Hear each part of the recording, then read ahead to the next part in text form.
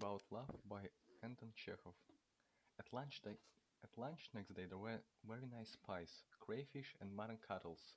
And while we were eating, Nicanor, the cook, came up to ask what the visitors would like for dinner. He was a man of medium height, with a puffy face and little eyes. He was close shaven, and it looked as though his moustache had not been shaved, but had been pulled out by the rots.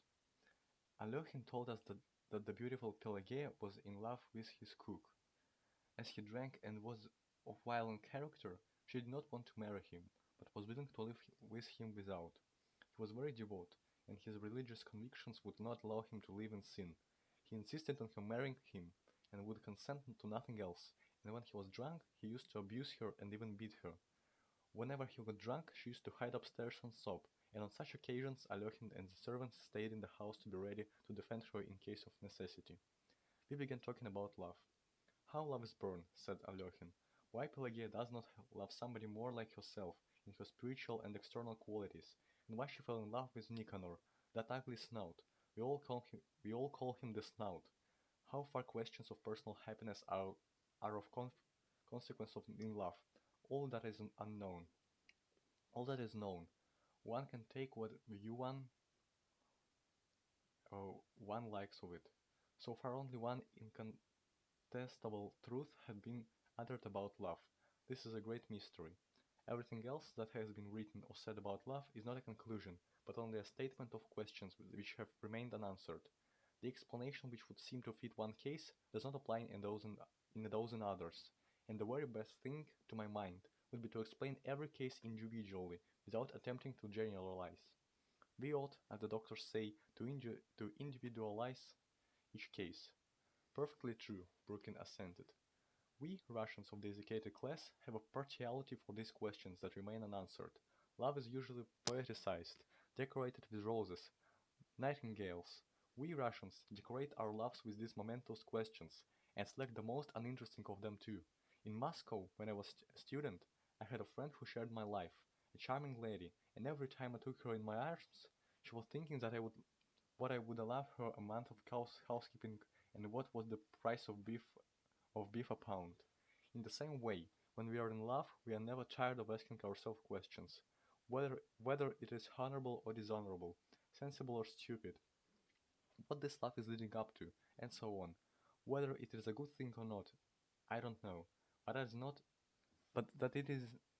but that it is in the way unsatisfactory and irritating. I do know. It looked as though he wanted to tell some story. People who lead a solitary existence always have something in their hearts which they are eager to talk about. In town, bachelors visit the baths and the restaurants on purpose to talk, and sometimes tell the most interesting things to bath attendants and waiters. In the country, as a rule, they unbosom themselves to their guests. Now from the window we could see a grey sky, trees drenched in the rain. In such weather we could go nowhere, and there was nothing for us to do but to tell stories and to listen. I have lived at Sofino and began farming for a long time, Alohin began, ever since I left the university. I am an idle gentleman by education, a studious person by disposition, but there was a big debt owing on the estate when I came here, as my father was in debt partly because he had spent so much on my education. I resolved not to go away, but to work till I paid off the debt. I made up I made up my mind to this and set to work, not, I must confess, without some repugnance.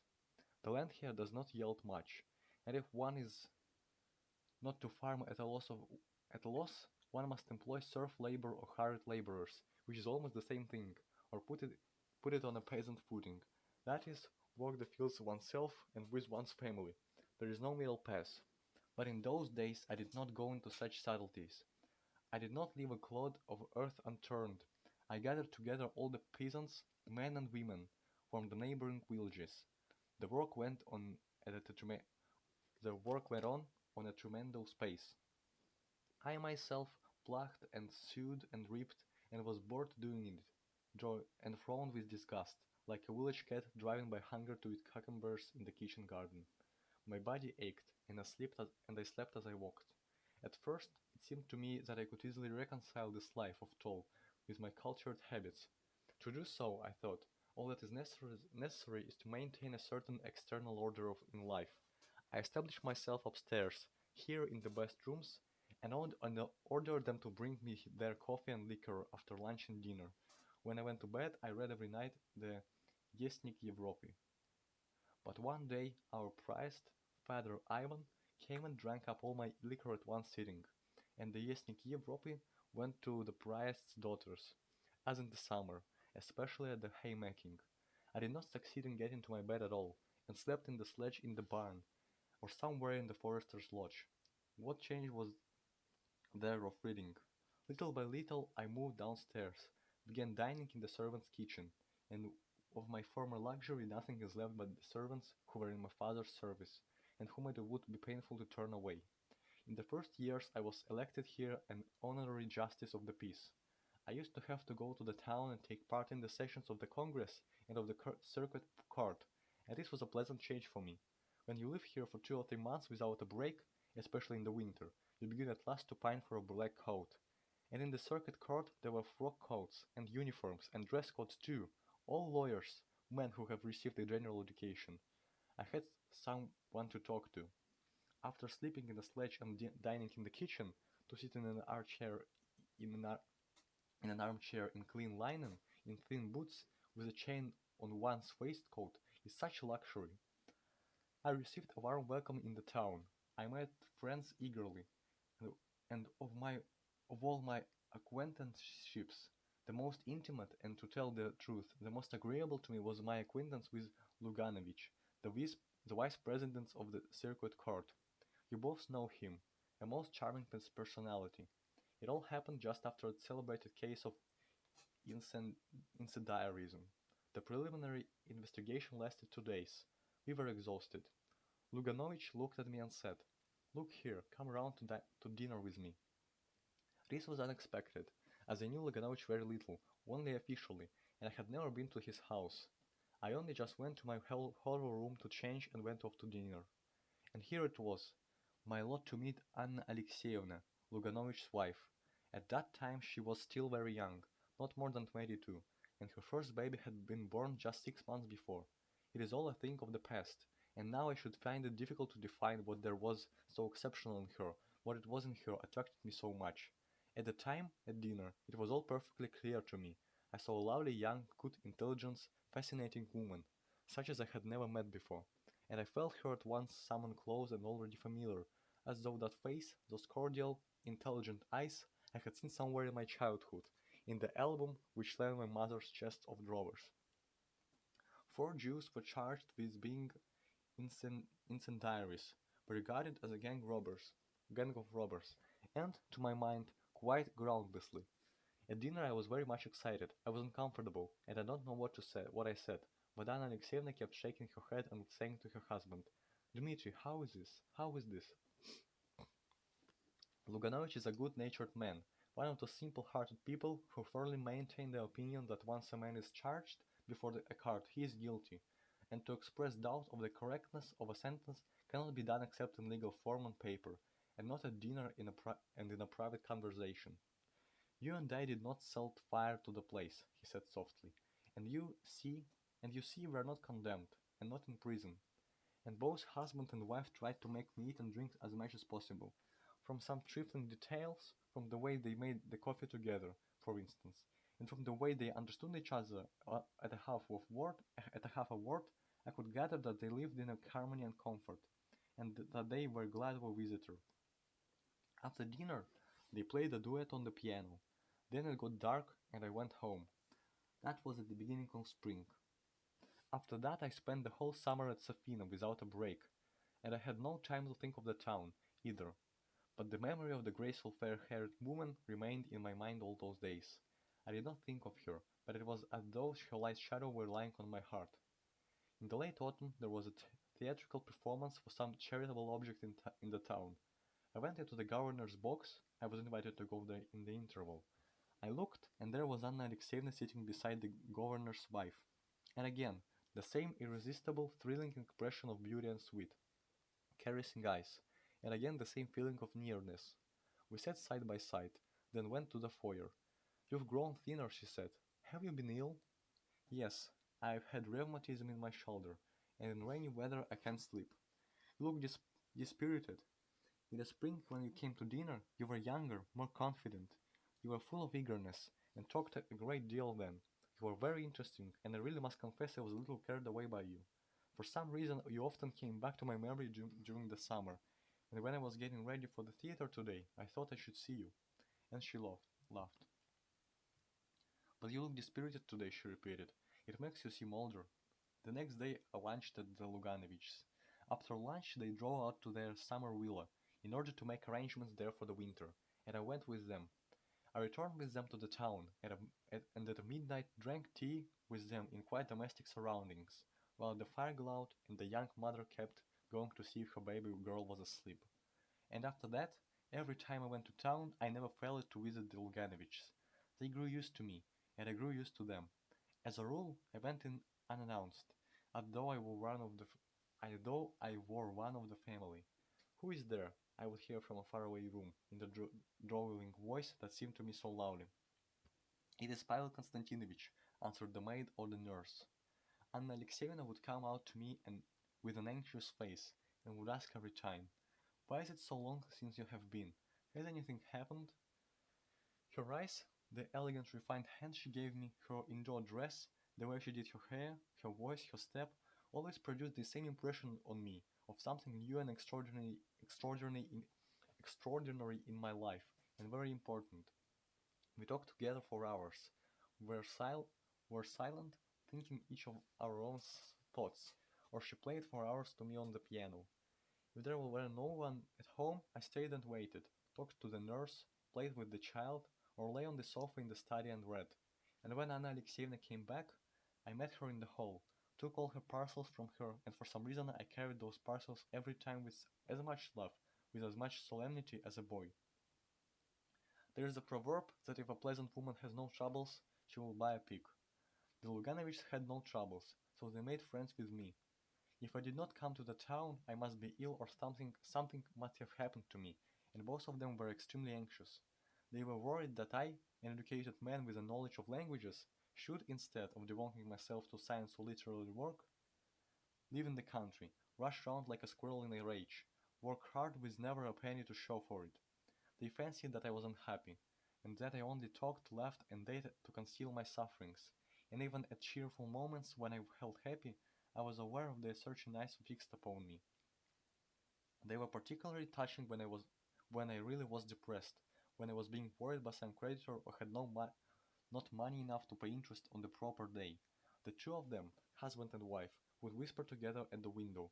Then he would come to me and say with a grave face, "If you really are in need of money at the moment, Pavel Konstantinovich, my wife and I beg you not to hesitate to borrow from us." And he would blush to his ears with emotion. And it would happen that, after whispering the same way at the window, he would come up to me with red ears and say, "My wife and I earnestly beg you to accept this present." And he would give me studs, a cigar case or a lamp, and I would send them game, butter, and flowers from the country. They both, by the way, had considerable means of their own. In early days I often borrowed money, and I was not very particular about it. Borrowed wherever I could, but nothing in the world would have induced me to borrow from the Luganovichs. But why talk of it? I was unhappy. At home, in the fields, in the barn, I thought of her. I tried to understand the mystery of a beautiful, intelligent young woman's marrying one so uninteresting, almost an old man. Her husband was over 40, and having children by him. To understand the mystery of this uninteresting, good, simple-hearted man who argued with such wearisome good sense at balls and evening parties kept near the more solid people, looking listless and superfluous, with a submissive, uninteresting expression, as though he had been brought there for sale, who had believed in his right to be happy, to have children by her, and I kept trying to understand why she had met him first and not me, and why such a terrible mistake in our lives need have happened. And when I went to the town, I saw every time from her eyes that she was expecting me, and she would confess to me herself that she had had a particular feeling all that day, and had guessed that I should come. We talked a long time, and were silent, yet we did not confess our love to each other, but timidly and jealously concealed it. We were afraid of everything that might reveal our secret to ourselves. I loved her tenderly, deeply, But I reflected and kept asking myself what our love could lead what our love could lead to if we had not the strength to fight against it. It seemed to be incredible but that my gentle, sad love could all at once scarcely break up the even tenor of the life of her husband, her children, and all of the household in which I was so loved and trusted. Would it be honorable? She would go away with me, but where? Where could I take her? Where could I take her? It would have happened.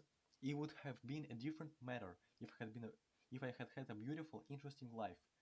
If, for instance, I had been struggling for the emancipation of my country, or had been a celebrated man of science, an artist, or a painter, but but as it was, it would mean taking from one everyday humdrum life to another, as humdrum or perhaps more so. And how long would our happiness last? What would happen to her in case I was ill, in case I died, or if we simply grew cold to one another? And she apparently reasoned in the same way. She thought of her husband, her children, and of her mother, who loved the husband like a son. If she abandoned herself to her feelings, she would have to lie, or else to tell the truth. And in her position, either would have been equally terrible and inconvenient. And she was tormented by the question whether her love would bring me happiness. Would she not complicate my life, which, as it was hard enough and full of all sorts of trouble? She fancied she was not young enough for me, that she was not industrious nor energetic enough to begin a new life, and she often talked to her husband of the importance of my marrying a girl of intelligence, and merit who would be a capable housewife and a help to me, and she would immediately add that if it would be difficult to find such a girl in the whole town. Meanwhile the years were passing. Anna Alexeyevna already had two children. When I arrived at the Luganovichs, the servants smiled cordially. The children shouted that Uncle Pavel Konstantinovich had come, and hung on my neck. Everyone was overjoyed. They did not understand what was passing in my soul, and thought that I, too, was happy. Everyone looked on me as a noble being, and grown-ups and children alike felt that a noble being was walking around about their rooms, and that gave a peculiar charm to their manner towards me, as though in my presence their life too was purer and more beautiful. Anna Alexeyevna and I used to go to the theater together, always walking there. We used to sit side by side in the stalls, our shoulders touching. I would take the opera glass from her hands without a word, and feel that at that minute she was near me, that she was mine, that we could not live without each other. But by some strange misunderstanding, when we came out of the theater, we always said goodbye and parted as though we were strangers. Goodness knows what people were saying about us in the town already, but there was not a word of truth in it all. In the latter years, Anna Alexeyevna took to going away for weekend visits to her mother or to her sister. She began to suffer from low spirits. She began to recognize that her life was spoiled and unsatisfied. And at times, she did not care to see her husband nor her children. She was already being treated for neurasthenia. We were silent and still silent, and in the presence of outsiders she displayed a strange irritation in regard to me. Whatever I talked about, she disagreed with me, and if I had an argument, she sided with my opponent. If I dropped anything, she would say coldly, "I congratulate you." If I forgot to take the opera glass when we were going to the theater, she would say afterwards, "I knew you would forget it." Luckily or unluckily, there is nothing in our lives that does not end sooner or later. The time of parting came, as Luganovich was appointed president in one of the western provinces. They had to sell their furniture, their horses, their summer villa. When they drove out to the villa and afterwards looked back as they were going away to look for the last time at the garden, at the green roof, everyone was sad, and I realized that I had to say goodbye not only to the villa, not only to the villa. It was arranged that at the end of the August we should see Anna Alexeyevna off to the Crimea, where the doctors were sending her, and that a little later, and, the, and that a little later Luganovich and the children would set off for the western province. We were a great crowd to see Anna Alexeyevna off. When she had said goodbye to her husband and her children, and there was only a minute left before the third bell, I ran into her compartment to put a basket, which she had almost forgotten, on the rack, and I had to say goodbye. When our eyes met in the compartment, our spiritual fortitude deserted us both. I took her in my arms. She pressed her face to my breast, and tears flowed from her eyes. kissing her face, her shoulders, her hands, wet with tears. Oh, how unhappy we were! I confessed my love for her, and with a burning pain in my heart I realized how unnecessary, how petty, and how deceptive all that had hindered us from loving was.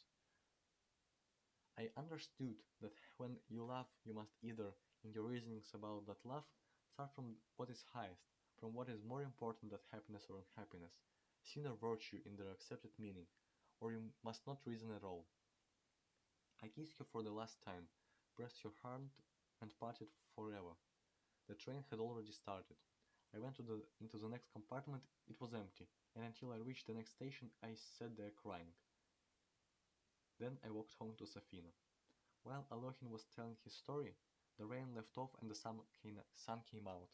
Birkin and Ivan Ivanovich went out on the balcony, from which there was a beautiful view over the garden and the mill pond, which was shining now in the sunshine like a mirror. They admired it, and at the same time they were sorry that this man was with the kind, clever eyes, who had told them the story which touched genuine feeling, should be rushing round and round this huge estate like a squirrel on a wheel, instead of devoting himself to science or something else, which would have made his life more pleasant. And they thought what a sorrowful face Anna Alexeyevna must have had when he said goodbye to her in the railway carriage and kissed her face and shoulders. Both of them had met her in the town, and Birkin knew her and thought her beautiful.